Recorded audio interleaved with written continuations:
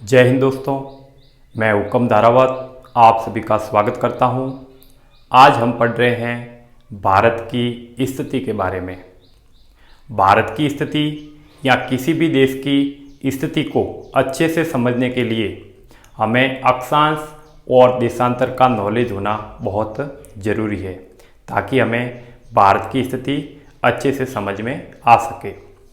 इसके लिए आप मेरे चैनल पर इंडियन जियोग्राफी नाम की प्लेलिस्ट है, उसमें 1 से लगाकर 6 वीडियो है अक्षांश और देशांतर रेखाओं के बारे में। उसको आप अच्छे से समझ लें, देख लें। उसके बाद में अगर आप ये वीडियो देखोगे तो आपको बहुत ही अच्छे से समझ में आएगा, और डायरेक्ट देखोगे तो आपको ये सब रटना पड़ेगा। अब हम शुरू कर रहे हैं भारत की स्थिति के बारे में। और भारत की स्थिति के बारे में किसी भी देश की स्थिति अगर बतानी है तो हम वो बताते हैं अक्षांश और देशांतर रेखाओं से। तो भारत की स्थिति कौन से अक्षांशों में आई हुई है और भारत कौन से देशांतरों में है, इसको समझने के लिए हम एक ग्लोब बनाते हैं। ये ग्लोब है, ये मान लो पृथ्वी है। पृथ्वी को 2 बराबर भागों में 0 डिग्री अक्षांश रेखा,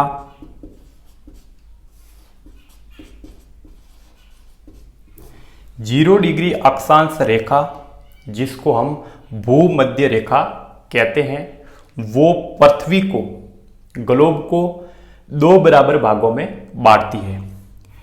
0 डिग्री अक्षांश रेखा के ऊपर वाला भाग यानी 0 डिग्री अक्षांश रेखा के उत्तर दिशा वाला भाग उत्तरी अक्षांश, और 0 डिग्री अक्षांश रेखा के दक्षिण दिशा वाला भाग दक्षिणी अक्षांश। तो अक्षांश 2 प्रकार के हो गए। 0 डिग्री अक्षांश रेखा या भूमध्य रेखा के उत्तर दिशा वाले जो अक्षांश है वो उत्तरी अक्षांश कहलाते हैं, और 0 डिग्री अक्षांश रेखा भूमध्य रेखा के दक्षिण दिशा वाले अक्षांश दक्षिणी अक्षांश कहलाते हैं। और भारत है वो यहाँ पर है।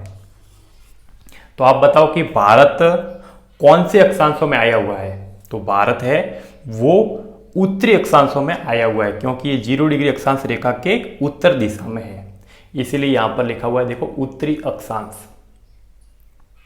तो भारत कौन से अक्षांशों में आया हुआ है? 8 डिग्री 4 मिनट से 37 डिग्री 6 मिनट उत्तरी अक्षांशों में भारत आया हुआ है। इस भूमध्य रेखा के ऊपर उत्तर की दिशा में भारत आया हुआ है। अब अगर प्रश्न आ जाए कि भारत कौन से देशांतरों में आया हुआ है,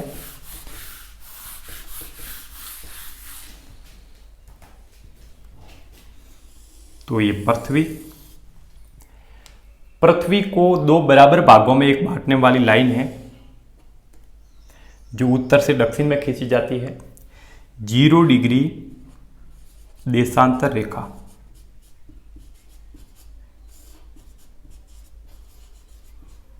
जीरो डिग्री देशांतर रेखा पृथ्वी को 2 भागों में बांटती है। 0 डिग्री देशांतर रेखा के पूर्व दिशा वाला भाग, 0 डिग्री देशांतर रेखा के पूर्व दिशा वाला भाग, और 0 डिग्री देशांतर रेखा के पश्चिम दिशा वाला भाग। अब 0 डिग्री देशांतर रेखा जो उत्तर से दक्षिण की ओर खींची गई है, इसके पूर्व दिशा वाला भाग, इस साइड में जितने भी देशांतर है उनको कहते हैं पूर्वी देशांतर, और 0 डिग्री देशांतर रेखा के पश्चिम की साइड वाले जितने भी देशांतर है उनको कहते हैं पश्चिमी देशांतर। अब भारत है वो यहां पर है, तो भारत कौन से देशांतरों में है? पूर्वी देशांतरों में है, इसलिए यहां पर लिखा हुआ है पूर्वी देशांतर। तो भारत कौन से देशांतरों में आया हुआ है? 68 डिग्री 7 मिनट से 97 डिग्री 25 मिनट पूर्वी देशांतरों के अंदर भारत आया हुआ है।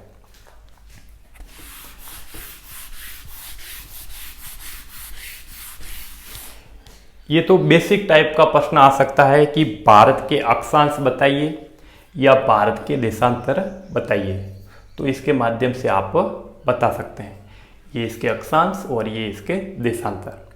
अब आपको ध्यान रखना है, अगर मान लो ऐसा प्रश्न आ जाए कि भारत कौन से अक्षांशों में आया हुआ है, ये सब सेम लिख दे और यहाँ लिख दे दक्षिणी अक्षांश, पूर्वी अक्षांश, पश्चिमी अक्षांश, उत्तरी अक्षांश। तो आपको हमेशा ध्यान रखना है भारत उत्तरी अक्षांश में आया हुआ है, तो ये सब सेम होना चाहिए। एक बार आरएस के अंदर इस टाइप का प्रश्न पूछा गया था, उसमें लिखा गया था कि भारत कौन से अक्षांशों में आया हुआ है, और लिखा हुआ था, एक ऑप्शन था 8 डिग्री 4 मिनट से 37 डिग्री 6 मिनट उत्तरी अक्षांश, एक ऑप्शन था 8 डिग्री 4 मिनट से 37 डिग्री 6 मिनट दक्षिणी अक्षांश, एक ऑप्शन था 8 डिग्री 4 मिनट से 37 डिग्री 6 मिनट पूर्वी अक्षांश, और एक ऑप्शन था 8 डिग्री 4 मिनट से 37 डिग्री 6 मिनट पश्चिमी अक्षांश।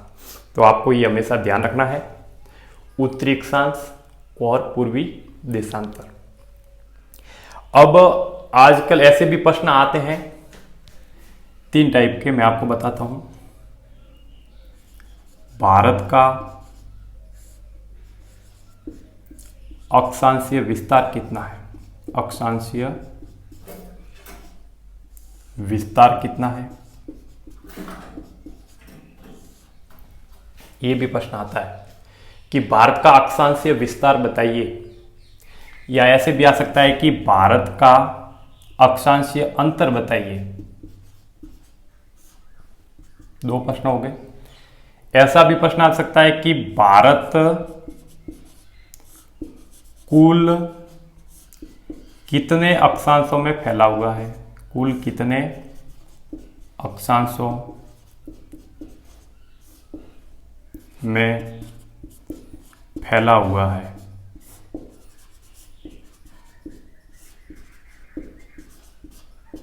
तीन प्रश्न, 1, 2 और 3। भारत का अक्षांशीय विस्तार कितना है, भारत का अक्षांशीय अंतर कितना है, भारत कुल कितने अक्षांशों में फैला हुआ है। इन तीनों प्रश्नों का उत्तर एक है, पर प्रश्न 3 प्रकार से आपसे पूछ सकते हैं। तो ये वाला जो है अक्षांश और देशांतर, ये आपको याद करना पड़ेगा। अगर इसको आप याद कर लेते हो तो बाकी प्रश्नों के उत्तर आप इनके माध्यम से दे सकते हैं। अब जैसे ये प्रश्न पूछ रहा है अक्षांशों के बारे में, तो अक्षांश कौन से, ये देखो, ये तो देशांतर है, तो ये भारत के अक्षांश आ गए। अब पूछ रहा है भारत का अक्षांशीय विस्तार बताइए, यानी भारत कितने अक्षांशों में फैला हुआ है, या फिर अक्षांशीय अंतर कितना है। तो यहां देखो अक्षांश 36 डिग्री 6 मिनट, उसमें से 8 डिग्री 4 मिनट घटा दो, 8 डिग्री 4 मिनट घटा दिए। बड़ी संख्या में से छोटी संख्या घटा दो। 36 डिग्री 6 मिनट जो अक्षांश है, उसमें से 8 डिग्री 4 मिनट अक्षांश घटा दो। 6 मिनट में से 4 मिनट गए, 2 मिनट बचे। 37 डिग्री में से 8 डिग्री गए, 29 डिग्री बचे। तो हमारा उत्तर कितना आ गया, 29 डिग्री 2 मिनट। 29 degree 2 minute. अगर प्रश्न आता है कि भारत का अक्षांशीय विस्तार कितना है, 29 डिग्री 2 मिनट। अगर प्रश्न आता है कि भारत का अक्षांशीय अंतर कितना है, वही सेम 29 डिग्री 2 मिनट। अगर प्रश्न आता है कि भारत कुल कितने अक्षांशों में फैला हुआ है, तो भारत कुल 29 डिग्री 2 मिनट अक्षांशों में फैला हुआ है। तो तीनों के उत्तर आ गए। इसको याद करने से ही ये तीनों के उत्तर आ जाते हैं। तो इस टाइप का भी प्रश्न पूछ सकते हैं। अब इसी टाइप का प्रश्न देशांतरों के बारे में भी पूछ सकते हैं, तो उसको भी देख लेते हैं।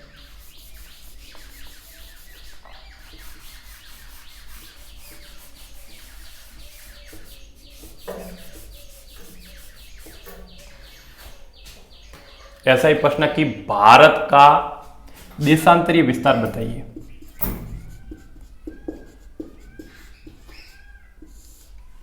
ये प्रश्न आ गया कि भारत का देशांतरीय विस्तार बताइए, भारत का देशांतरीय अंतर बताइए, या भारत कुल कितने देशांतरों में फैला हुआ है। तो देखो, जैसे अक्षांशों के 3 प्रश्न बने थे, ऐसे एक ऐसे देशांतर के बारे में भी 3 प्रश्न बनते हैं। भारत का देशांतरीय विस्तार कितना है, भारत का देशांतरीय अंतर कितना है, भारत कुल कितने देशांतरों में फैला हुआ है। तो जैसे अक्षांशों के बारे में किया था, ऐसे के ऐसे आप देशांतरों के बारे में कीजिए। बड़े जो देशांतर है 97 डिग्री 25, 97 डिग्री 25 मिनट में से 68 डिग्री 7 मिनट को घटा दो। 25 मिनट में से 7 मिनट गए, पीछे बचे 18 मिनट। और 97 डिग्री में से 68 डिग्री गए, पीछे बचे 29 डिग्री। तो उत्तर कितना आया। अगर प्रश्न आता है कि भारत का देशांतरीय विस्तार कितना है, 29 डिग्री 18 मिनट। प्रश्न आ गया कि भारत का देशांतरीय अंतर कितना है, वही सेम 29 डिग्री 18 मिनट।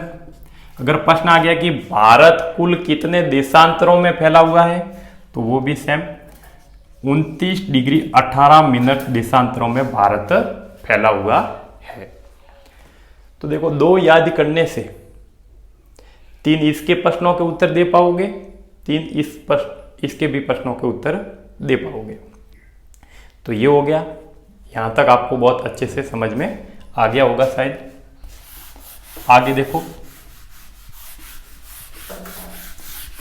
अगर प्रश्न आता है आपके अक्षांश और देशांतर के जो 6 वीडियो है, उसको अगर आपने अच्छे से देखा है, मेरे जो वीडियो मेरे द्वारा बनाए हुए हैं, अगर उसको आपने अच्छे से देखा है, तो ये बिल्कुल ही सरल है। सिर्फ ये याद करना है, बाकी तो आपको समझ में सब आ जाएगा। अब मान लो एक प्रश्न आ जाए कि भारत का उत्तरतम अक्षांश कौन सा है। भारत का उत्तरतम अक्षांश कौन सा है, या फिर ये भी आ सकता है कि भारत का उत्तरतम बिंदु कौन सा है। 2 प्रश्न मैंने लिखे कि भारत का उत्तरतम अक्षांश कौन सा है, या भारत का उत्तरतम बिंदु कौन सा है। तो इन दोनों का उत्तर देंगे पहले। अब यहां पर आप दिशा देख लो, ये भारत का नक्शा है। भारत का जो नक्शा है, इसके उत्तर में ऊपर कौन सी दिशा है, उत्तर दिशा। नीचे कौन सी दिशा है, दक्षिण दिशा। तो भारत के ऊपरी साइड में यहां पर उत्तर दिशा, नीचे की साइड में दक्षिण दिशा। प्रश्न क्या है, भारत का उत्तरतम अक्षांश। उत्तरतम मतलब ऊपर की ओर, उत्तर दिशा की ओर। तो भारत में, ये भारत का जो नक्शा है, या भारत का सबसे उत्तर में कौन सा अक्षांश है, लास्ट यहां पर। तो अक्षांश रेखा हमेशा पूर्व और पश्चिम में खींची जाती है। तो भारत का सबसे उत्तरतम अक्षांश जो इस पॉइंट को टच करके जाता है भारत के, तो भारत का सबसे उत्तरतम अक्षांश, उत्तरतम का मतलब भारत के सबसे उत्तर में कौन सा अक्षांश आया हुआ है। तो भारत के सबसे उत्तर में है 37 डिग्री 6 मिनट, 37 डिग्री 6 मिनट। तो भारत का उत्तरतम अक्षांश कौन सा है, 36 डिग्री 6 मिनट, उत्तरी अक्षांश, उत्तरी अक्षांश। अगर ये प्रश्न आता है कि भारत का उत्तरतम अक्षांश, यानी भारत के सबसे उत्तर में, लास्ट में, उत्तर में कौन सा अक्षांश आया हुआ है, तो भारत का उत्तरतम अक्षांश है 37 डिग्री 6 मिनट, सबसे उत्तर में। इस वाले ये वाला भाग नहीं, ये जो पीओके वाला जो भाग है, जो जिसको लद्दाख बोलते हैं, ये पाकिस्तान के पास में है अभी वर्तमान में। और हमारे जो नक्शे के अंदर आप देखोगे तो ये लद्दाख का भाग है। लद्दाख जो केंद्र शासित प्रदेश है उसका ये भाग है, और ये भारत का सबसे उत्तर में लास्ट पॉइंट है, या उत्तर में सबसे लास्ट में अक्षांश यहाँ से टच होके जाता है 37 डिग्री 6 मिनट उत्तरी अक्षांश। तो भारत का उत्तरतम जो अक्षांश है वो है 37 डिग्री 6 मिनट। अब दूसरा प्रश्न है कि भारत का उत्तरतम बिंदु कौन सा है, यानी भारत के उत्तर दिशा में सबसे लास्ट में भारत का कौन सा पॉइंट है जमीन का, तो उसका नाम है इंदिरा कॉल। लास्ट में यहां पर इंदिरा कॉल, ठीक है। तो दो प्रश्नों के उत्तर इंदिरा कॉल। तो अगर आता है कि भारत का उत्तरतम अक्षांश कौन सा है सबसे उत्तर में, तो 37 डिग्री 6 मिनट उत्तरी अक्षांश। भारत का उत्तरतम बिंदु यानी सबसे उत्तर में लास्ट पॉइंट कौन सा है, इंदिरा कॉल। तो ये तो उत्तर दिशा की बात हो गई। अब अगर ये प्रश्न आ जाए, तीसरा प्रश्न, कि भारत का दक्षिणतम अक्षांश कौन सा है,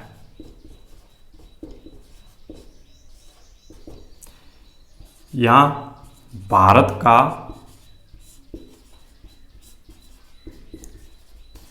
दक्षिणतम बिंदु कौन सा है। ये दो प्रश्न आ गए, जैसे ये उत्तरतम थे ऐसे ये दक्षिणतम है। कि भारत के दक्षिण में सबसे लास्ट में भारत की जमीन से लास्ट में टच होता हुआ कौन सा अक्षांश है, या भारत के सबसे दक्षिण में कौन सा अक्षांश है जो भारत के लास्ट सिरे तक है, और भारत के दक्षिण में सबसे दक्षिण में कौन सा बिंदु है, उसके आगे फिर भारत की जमीन नहीं है। तो भारत का दक्षिणतम अक्षांश 8 डिग्री 4, ये मुख्य भूमि का है, ये भारत की मुख्य भूमि है। और यहां पर भारत के दो द्वीप समूह आपको नजर आ रहे हैं। ये वाला जो द्वीप समूह है इसका नाम है अंडमान निकोबार द्वीप समूह, और ये है लक्षद्वीप। अब भारत की जो मुख्य जमीन है वो तो यहां तक है, परंतु भारत का एक द्वीप समूह है अंडमान और निकोबार द्वीप समूह, ये भारत की मुख्य जमीन से भी बहुत नीचे की तरफ है। तो अगर प्रश्न आता है यहां पर, दो प्रश्न और लिख देता हूं ताकि आपको ये अच्छे से समझ में आ जाए। भारत के मुख्य भाग का दक्षिणतम अक्षांश,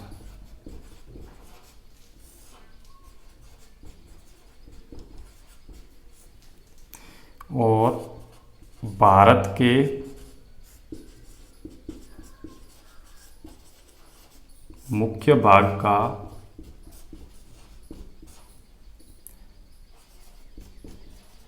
दक्षिणतम बिंदु।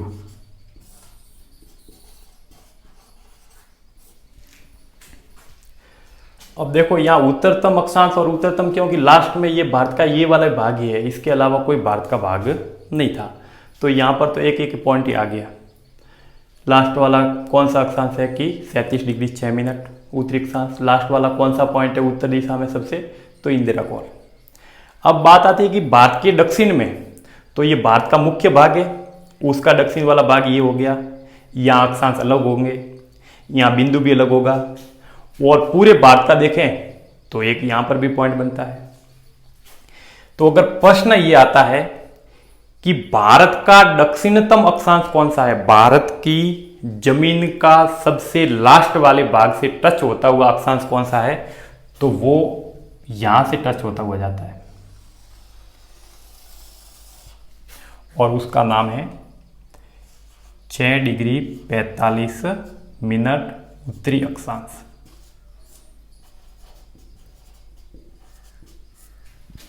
अगर ये प्रश्न आता है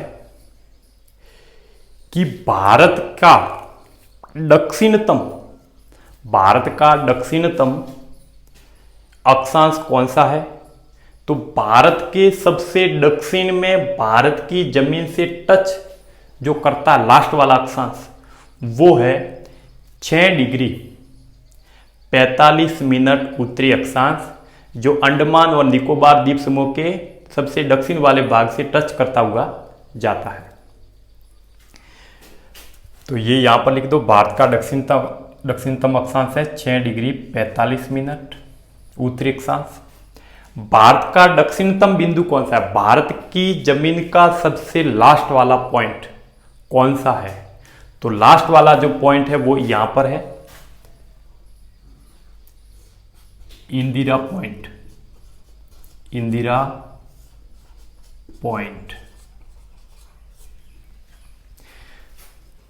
यहां पर भी लिख दो इंदिरा पॉइंट।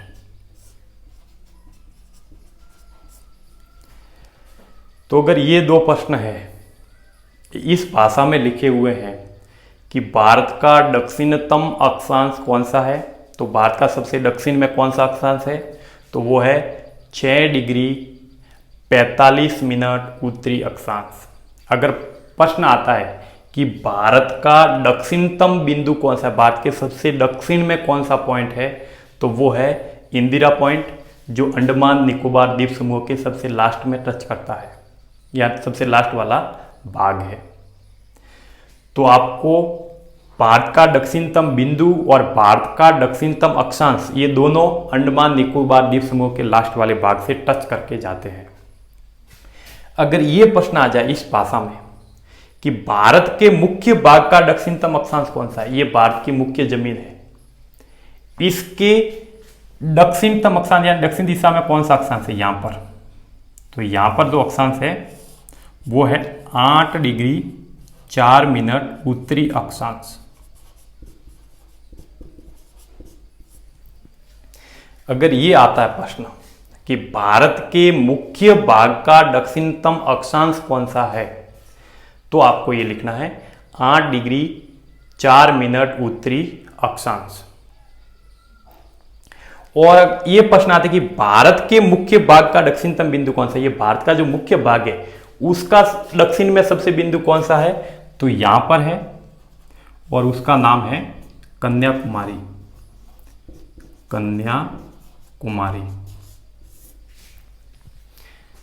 तो ये दो प्रश्न, जो ये 4 प्रश्न हैं, उनकी भाषा को आपको पढ़ना या भाषा को समझना बहुत जरूरी है। अगर प्रश्न आता है कि भारत का दक्षिणतम अक्षांश कौन सा है, तो ये वाला बता दो 6 डिग्री 45 मिनट उत्तरी अक्षांश।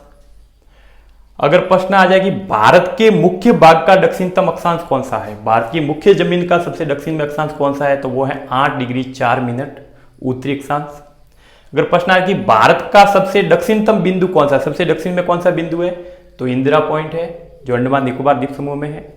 और अगर प्रश्न आए कि भारत के मुख्य भाग का दक्षिणतम बिंदु कौन सा है, भारत की मुख्य जमीन का दक्षिण में बिंदु कौन सा है, तो वो है कन्याकुमारी। तो ये भाषा याद रखना बहुत जरूरी है। इसके साथ में एक ये भी प्रश्न आ सकता है कि भारत के मुख्य भाग का दक्षिणतम छोर कौन सा है, दक्षिणतम छोर कौन सा है या एंड कौन सा है। भारत के मुख्य भाग का दक्षिणतम छोर या एंड कौन सा है, तो भी आपको कौन सा बताना है, कन्याकुमारी।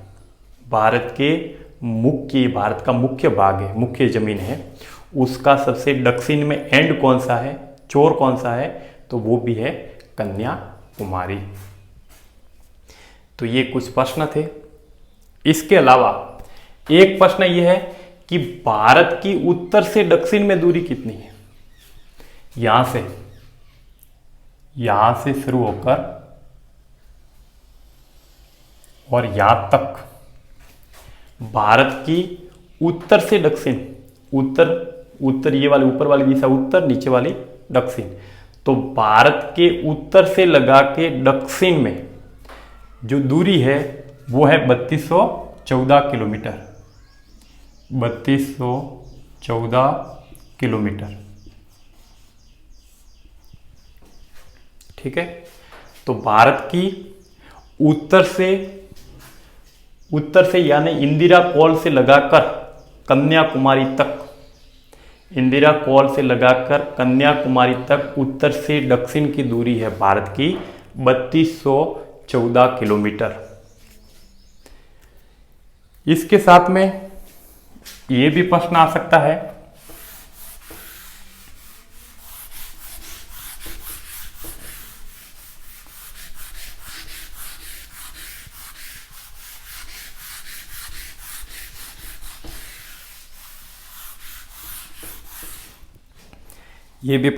है कि भारत का कटिबंध कौन सा है। भारत का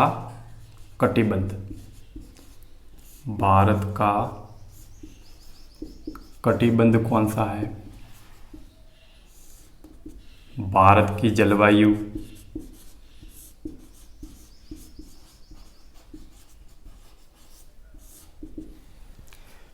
तो अगर प्रश्न आता है कि भारत का कटिबंध कौन सा है, तो कटिबंध क्या होता है, भारत कौन से कटिबंध में है, कटिबंधों का निर्धारण किस तरह से किया गया है, ये सब अक्षांश और देशांतर के जो 6 वीडियो मैंने बनाए हैं उसके अंदर बहुत अच्छे से समझाया हुआ है। तो यहाँ पर भारत का कटिबंध कौन सा है, तो भारत 2 कटिबंधों में आता है, एक उष्ण और उपोष्ण कटिबंध। अगर प्रश्न आता है कि भारत का कटिबंध कौन सा है, तो भारत का कटिबंध है उष्ण और उपोष्ण कटिबंध। भारत 2 कटिबंधों में आता है। भारत का ये वाला जो भाग है, कर्क रेखा से नीचे वाला जो भाग है, कर्क रेखा से दक्षिण वाला भाग है, वो उष्ण कटिबंध में आता है, और कर्क रेखा से ऊपर वाला जो भाग है वो उपोष्ण कटिबंध में आता है। तो वो मैंने कर्क रेखा के द्वारा यानी कटिबंधों का निर्धारण कैसे किया, वो मैंने उन अक्षांश और देशांतर वाले वीडियो में बहुत अच्छे से समझाया हुआ है, तो वो आप देख सकते हैं। तो यहाँ पर तो आपको यही देखना है कि भारत का कटिबंध कौन सा है, तो भारत का कटिबंध है उष्ण और उपोष्ण कटिबंध। क्योंकि अब मैं यहाँ पर ये समझाने जाऊँगा तो वीडियो बहुत बड़ा हो जाएगा, और मैंने आगे ये समझाया हुआ है बहुत अच्छे से। तो अगर प्रश्न आता है कि भारत का कटिबंध बताइए, उष्ण और उपोष्ण कटिबंध।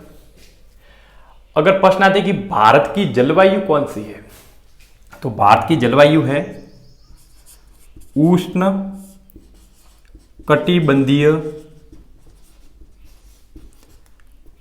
कटिबंधीय मानसूनी जलवायु।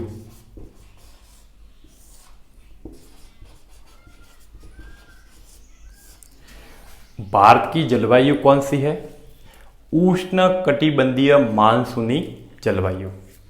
अब ये नाम क्यों है, मानसूनी क्यों है, ये जब जलवायु वाला जब हम वीडियो बनाएंगे, भारत की जलवायु के बारे में जब हम वीडियो बनाएंगे, तब मैं इसको बहुत ही अच्छे से समझा दूंगा। क्योंकि यहाँ पर भी समझाऊंगा, वहाँ पर भी समझाऊंगा, तो इससे अच्छा है कि भारत की जलवायु का जब भी टॉपिक आएगा तब मैं उष्ण कटिबंधीय मानसूनी जलवायु क्या होती है, भारत की जलवायु ऐसी क्यों है, उसके बारे में आपको डिटेल में वीडियो में बताऊंगा। अब आपको सिर्फ ये याद रखना है कि भारत की जलवायु कौन सी है, उष्ण कटिबंधीय मानसूनी जलवायु। ठीक है, अब हम देखेंगे देशांतरों के बारे में।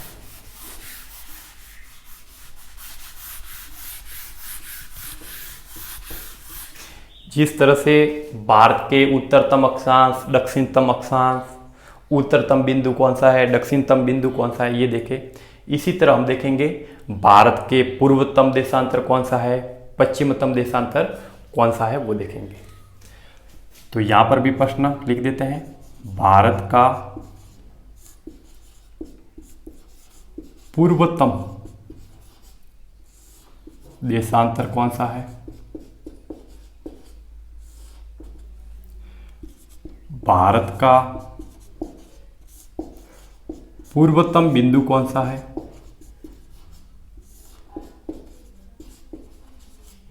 दो प्रश्न लिख दिए। जैसा हमने अक्षांशों के बारे में लिखा था, ऐसे कैसे हम देशांतरों के बारे में लिख रहे हैं कि भारत के सबसे पूर्व में, अब देखो ये भारत है, भारत के इस साइड वाला जो भाग है ये पूर्व दिशा में है, और भारत के इस साइड वाला ये भाग है ये पश्चिम दिशा में है। तो ये दिशाओं के बारे में मैंने बताया है, ऊपर में उत्तर दिशा, नीचे की तरफ दक्षिण दिशा, इस साइड की पूर्व दिशा और इस साइड की पश्चिम दिशा। तो उत्तर दक्षिण के बारे में तो हमने देख लिया। अब हम देखेंगे पूर्व और पश्चिम के बारे में, भारत के पूर्व के बारे में और भारत के पश्चिम के बारे में। तो यहां पर आप देख सकते हैं कि भारत का पूर्वतम देशांतर कौन सा है, यानी भारत के सबसे पूर्वी भाग में कौन सा देशांतर है। तो भारत के सबसे पूर्वी भाग में देशांतर है 97 डिग्री 25 मिनट। यहां पर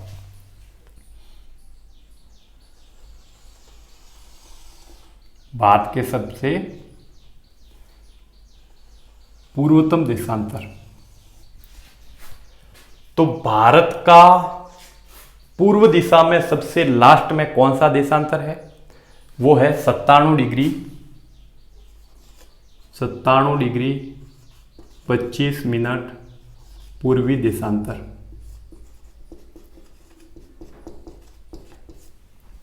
तो ये आपको ध्यान रखना है, भारत का सबसे पूर्वतम देशांतर कौन सा है, 97 डिग्री 25 मिनट पूर्वी देशांतर।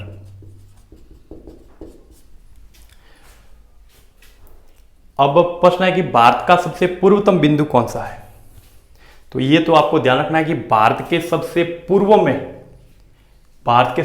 में लास्ट में कौन सा देशांतर है भारत का, तो 97 डिग्री 25 मिनट पूर्वी देशांतर। ये भारत का सबसे पूर्व में लास्ट देशांतर है, इसके आगे फिर भारत नहीं है, इसके आगे फिर दूसरा देश शुरू होता है, भारत का लास्ट ये पॉइंट है। अगर प्रश्न है कि भारत का पूर्वतम बिंदु कौन सा है, यानी भारत का पूर्व दिशा में लास्ट में पॉइंट कौन सा है, तो उस पॉइंट का नाम है वेलांग। यहां पर अगर प्रश्न आता है कि भारत का सबसे पूर्वतम बिंदु कौन सा है, तो उसका नाम है वेलांग। वेलांग, अभी उसको नाम दिया है कि बूथू, ये है अरुणाचल प्रदेश में।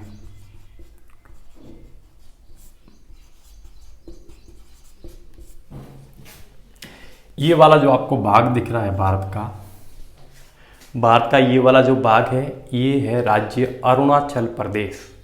और अरुणाचल प्रदेश के अंदर भारत का सबसे पूर्वी साइड वाला एक पॉइंट है, उसका पॉइंट के पहले नाम था वेलांग।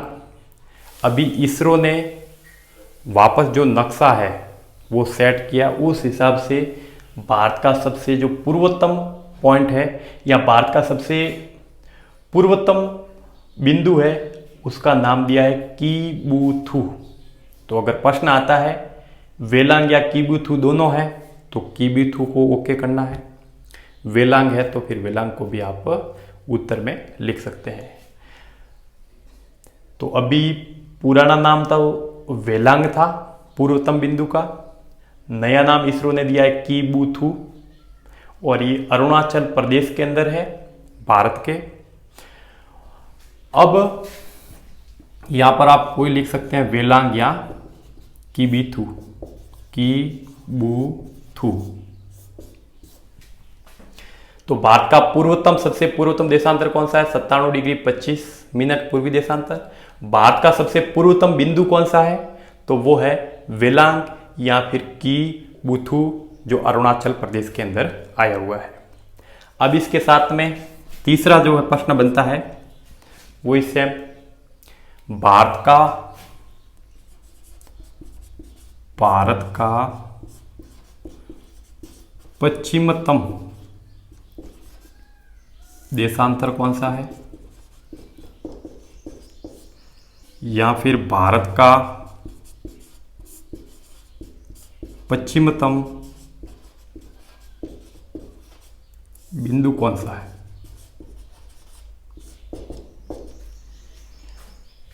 प्रश्न पहले ये पूर्व दिशा के बारे में, ये पश्चिम दिशा के बारे में। भारत का पश्चिमतम देशांतर कौन सा है, यानी भारत का पश्चिम दिशा में लास्ट में देशांतर कौन सा है, और भारत का पश्चिमतम बिंदु कौन सा है, भारत का पश्चिम दिशा में लास्ट में बिंदु कौन सा है, पॉइंट कौन सा है। तो भारत का पश्चिमतम देशांतर यहां पर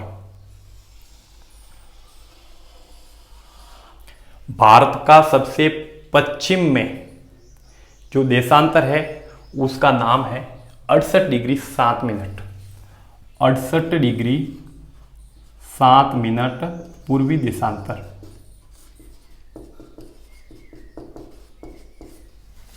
ठीक है, तो अगर प्रश्न आता है यहां लिख देता हूं 68 डिग्री 7 मिनट। अगर प्रश्न आता है कि भारत का पश्चिमतम देशांतर कौन सा है, यानी पश्चिम की साइड में, भारत के पश्चिम में सबसे लास्ट में देशांतर कौन सा है जो भारत के बिल्कुल लास्ट वाले भाग को टच करता है पश्चिम में, तो वो है 68 डिग्री 7 मिनट पूर्वी देशांतर।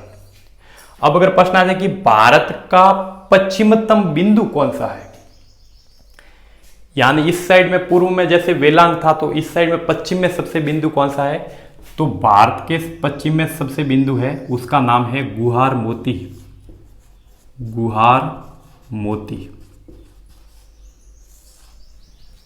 भारत का सबसे पश्चिमतम बिंदु है उसका नाम है गुहार मोती, गुहार मोती। ये गुहार मोती सर क्रीक के अंदर है। गुहार मोती किसके अंदर है? सर क्रीक के अंदर। सर क्रीक किसके अंदर है? कच्छ के अंदर। कच्छ किसके अंदर है? गुजरात के अंदर। और गुजरात तो पता ही है भारत के अंदर ही है। तो भारत का पश्चिमतम बिंदु है, सबसे पश्चिम में पॉइंट है भारत का, वो है गुहार मोती, जो सर क्रीक में आया हुआ है। सर क्रीक है वो कच्छ में है, और कच्छ है वो गुजरात के अंदर है। ये वाला जो भाग है ये गुजरात वाला भाग है। ठीक है, तो ये भारत का हो गया पश्चिमतम बिंदु। अब बात आती है कि भारत की पूर्व से पश्चिम की लंबाई कितनी है। इस गुहार मोती से लगाकर वेलांग जो है या कीबुथु है वहां तक भारत की लंबाई कितनी है, तो वो भारत की लंबाई है 2933 किलोमीटर। भारत की पूर्व से पश्चिम में जो लंबाई है वो है 2933 किलोमीटर। ठीक है, अब इनको इतना समझने के बाद अब हम देखेंगे कि भारत में सर्वप्रथम सूर्योदय और सूर्यास्त कहां पर होता है। यहां पर प्रश्न भले लिख दो, भारत में वह बिंदु जहां पर सर्वप्रथम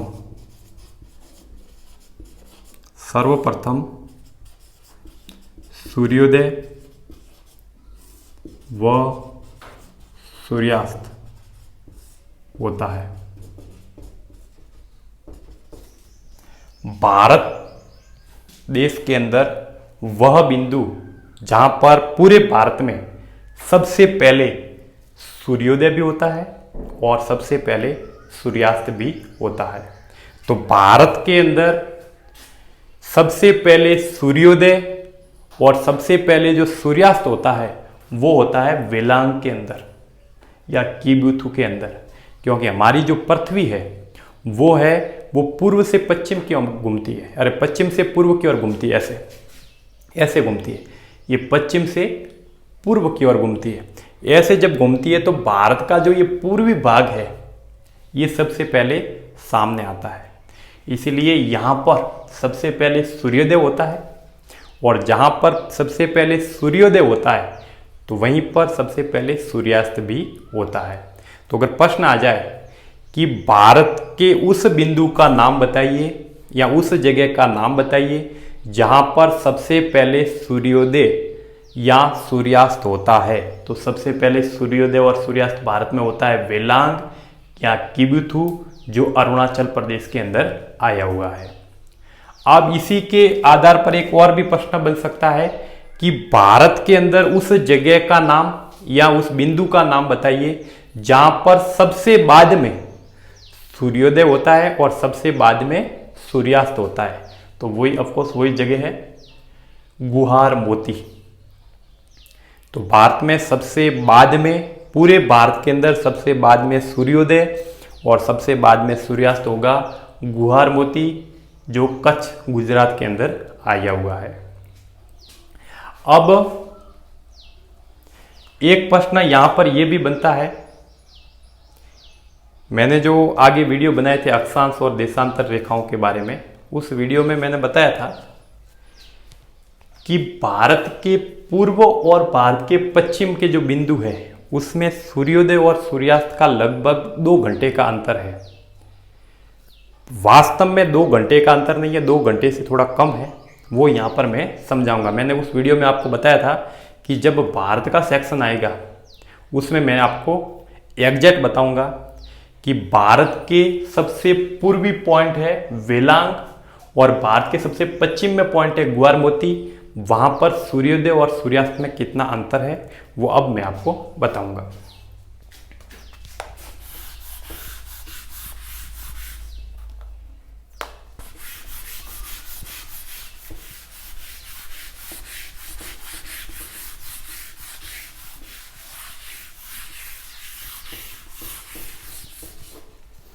तो प्रश्न लिख देता हूं मैं।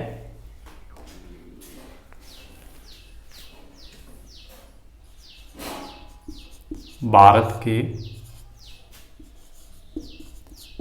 पूर्व व पश्चिम में सूर्योदय व सूर्यास्त में अंतर।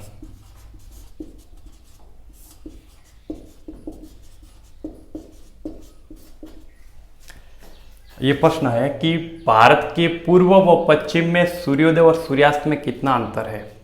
भारत के सबसे पूर्व में वेलांग पॉइंट है, वहां से लगाकर भारत के सबसे पश्चिम में गुहार मोती है।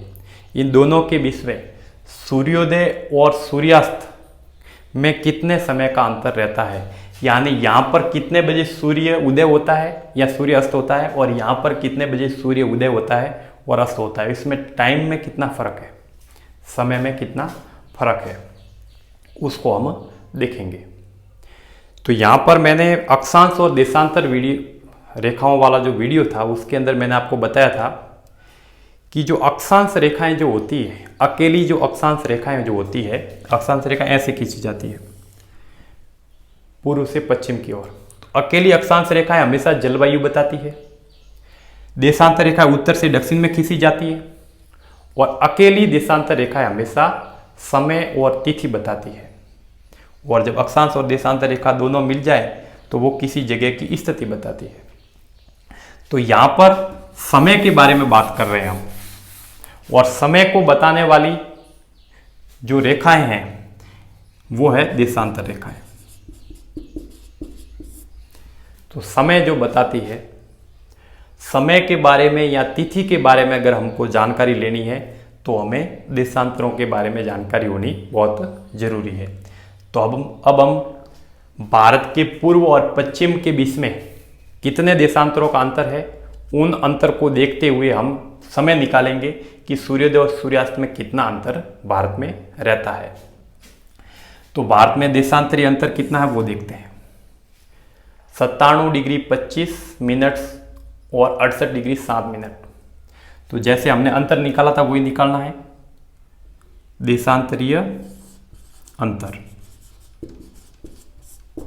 जैसे ही हम देशांतरीय अंतर निकालेंगे, भारत का कुल देशांतरीय अंतर निकालेंगे, तो हमें ये पता चल जाएगा कि भारत के पूर्व में और पश्चिम में सूर्योदय और सूर्यास्त में कितने घंटे का अंतर रहता है, यानी कितने घंटे पहले वहाँ पे सूर्योदय होता है और कितने घंटे के बाद में यहाँ पर सूर्योदय होता है।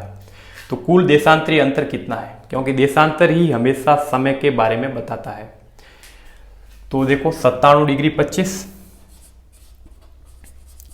25 मिनट में से 68 डिग्री 7 मिनट घटा दो, कितने रहते थे, 25 में से 7 गए 18 मिनट, 97 डिग्री में से 68 डिग्री गए 29 डिग्री, यानी देशांतरीय अंतर कितना निकला है, 29 डिग्री 18 मिनट।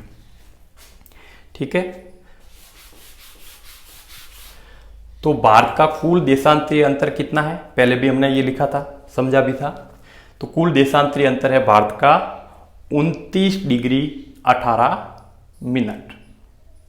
अब अक्षांश और देशांतर वाला जो मैंने वीडियो बनाया था उसके अंदर मैंने आपको बताया था कि सूर्य के सामने से एक देशांतर को निकलने में कितना समय लगता है, 4 मिनट का।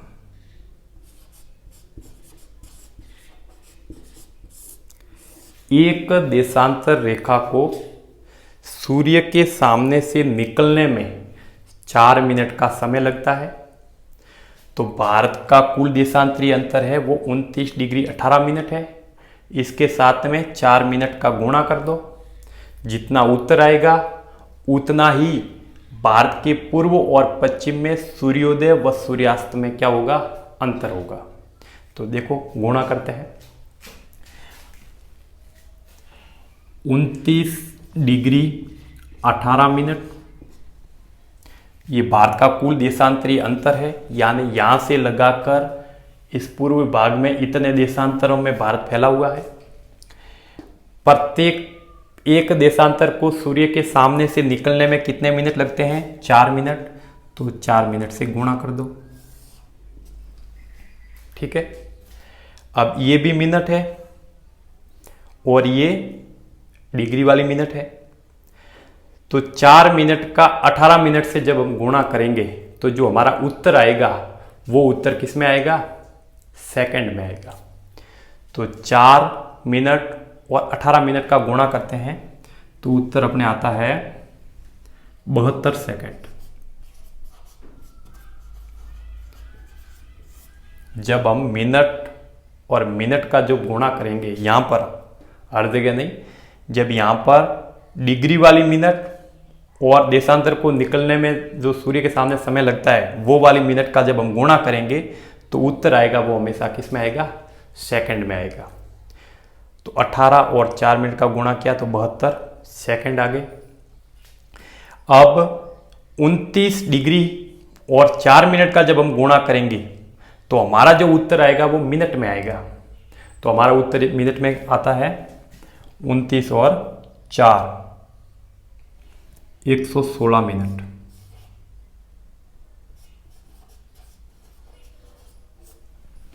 ठीक है। तो यहां पर गुणा करते समय एक बात ध्यान रखनी है कि जब हम डिग्री वाले मिनट और एक देशांतर को सूर्य के सामने से निकलने वाला जो समय लगता है उस मिनट का गुणा करेंगे तो उसका उत्तर तो हमेशा आएगा सेकंड में, और डिग्री का और मिनट का गुणा करेंगे तो उसका जो उत्तर आएगा वो आएगा मिनट में।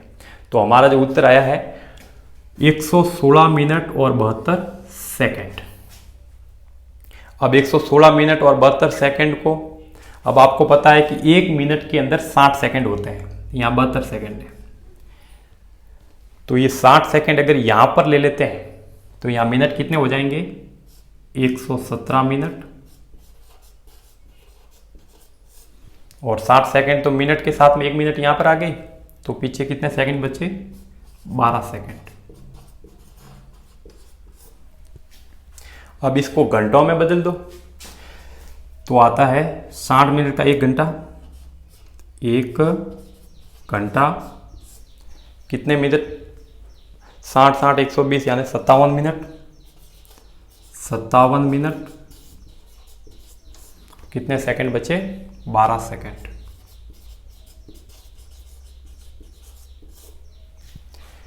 तो ये इसका उत्तर है। हाँ, इस प्रश्न का ये उत्तर है। अगर प्रश्न आते कि भारत के पूर्व बिंदु व भारत के पश्चिम बिंदु के बीच में सूर्योदय और सूर्यास्त में कितना अंतर है, तो वो है 1 घंटा 57 मिनट 12 सेकंड। किताबों के अंदर अगर आप देखोगे तो उसमें लिखा हुआ आएगा कि लगभग 2 घंटे का अंतर है। उस किताबों के अंदर ये बताया रहेगा कि भारत के पूर्व और पश्चिम में सूर्योदय और सूर्यास्त में 2 घंटे का अंतर है, और एकदम वो लगभग में उत्तर है 2 घंटे, ये एग्जैक्ट है, एकदम सही। तो भारत के पूर्व में 1 घंटा 57 मिनट और 12 सेकंड पहले सूर्योदय होता है और सूर्यास्त होता है, और भारत के पश्चिम में यानी गुहार मोती पर 1 घंटा 57 मिनट और 12 सेकंड बाद में सूर्योदय और सूर्यास्त होता है। अब हम देखेंगे, एक हमारा पॉइंट बाकी रह गया है, उसको देख लेते हैं।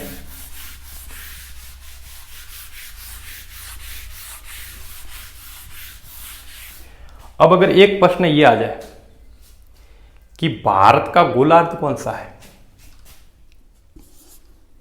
भारत का गोलार्ध,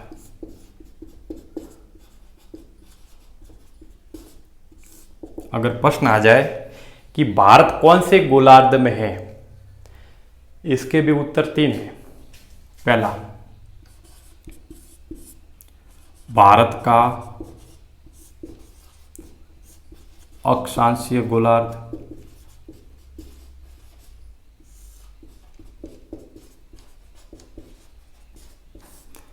दूसरा प्रश्न है भारत का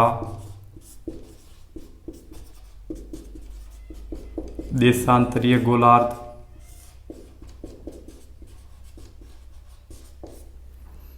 और तीसरा प्रश्न है भारत का गोलार्ध।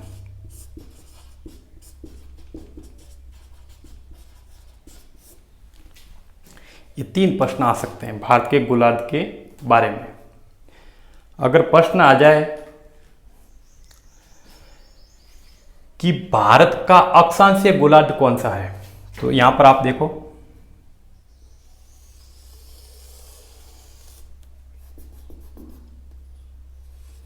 जैसे ये मैंने पृथ्वी बनाई। अब ये जो रेखा है ये 0 डिग्री अक्षांश रेखा है,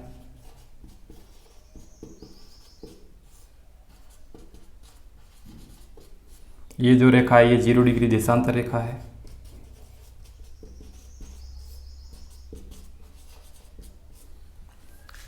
अब अगर प्रश्न आता है कि भारत का अक्षांशीय गोलार्ध कौन सा है, तो ये जो 0 डिग्री अक्षांश रेखा है, ये वाली, ये 0 डिग्री अक्षांश रेखा पृथ्वी को 2 बराबर भागों में बांटती है। 0 डिग्री अक्षांश रेखा के ऊपर वाला भाग उत्तरी भाग, और 0 डिग्री अक्षांश रेखा के नीचे वाला भाग दक्षिणी भाग।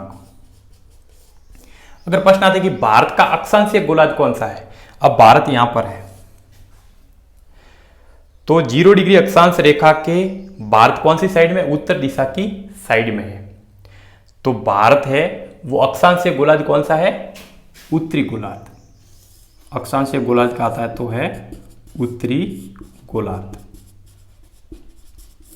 ये जो गोलार्ध किस तरह से रखे गए हैं, भारत कौन से गोलार्ध में है, इसका भी मैंने अक्षांश और देशांतर रेखाओं वाले जो 6 वीडियो है उसके अंदर बहुत डिटेल में बताया हुआ है।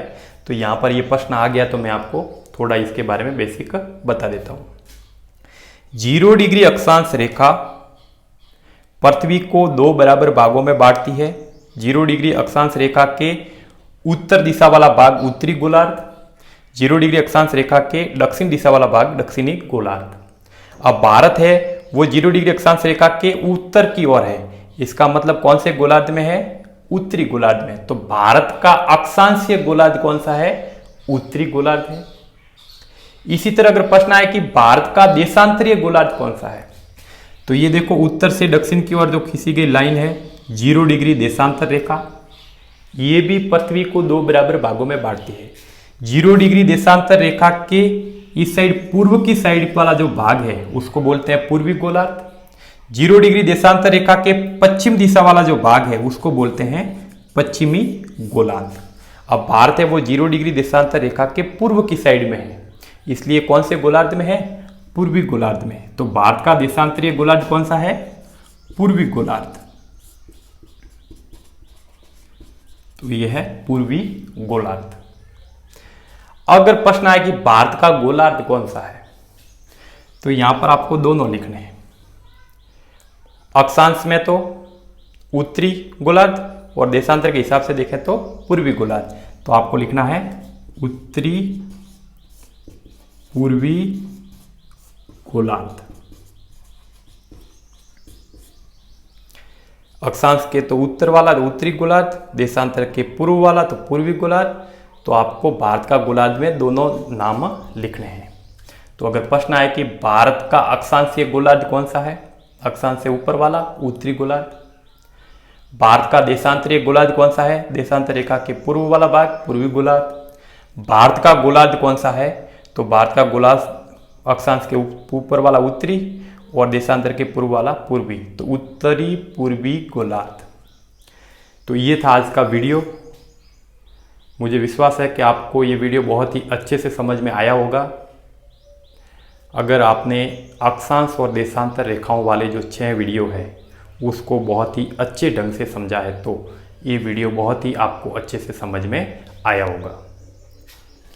हमारा ये वीडियो आपको बहुत ही अच्छा लगा हो तो इस वीडियो को लाइक कीजिए, ज़्यादा से ज़्यादा अपने दोस्तों को भी बताइए ताकि उनको भी ये फ़ायदा मिल सके, और हमारे चैनल को सब्सक्राइब कीजिए ताकि आपको डेली के नए नए वीडियो मिलते रहें। और भूगोल की एक कंप्लीट, भारत के भूगोल की एक कंप्लीट सीरीज जो हमने शुरू की है वो भारत का भूगोल में कंप्लीट पढ़ाऊँगा। उसके बाद में ही हम राजस्थान का भूगोल है या फिर इतिहास है या फिर अपने संविधान है, राज्य व्यवस्था है, उसको पढ़ेंगे। तो आप हमारे चैनल से जुड़े रहिए, बेल आइकन को भी दबाइए ताकि आपको नए नए वीडियो मिलते रहें, और ज़्यादा से ज़्यादा मेरे इस चैनल को सपोर्ट कीजिए, ज़्यादा से ज़्यादा वीडियो देखिए मेरे चैनल के, ताकि मैं और भी आपके लिए ऐसे ही मेहनत करके वीडियो बनाता रहूँगा। आपका बहुत बहुत धन्यवाद।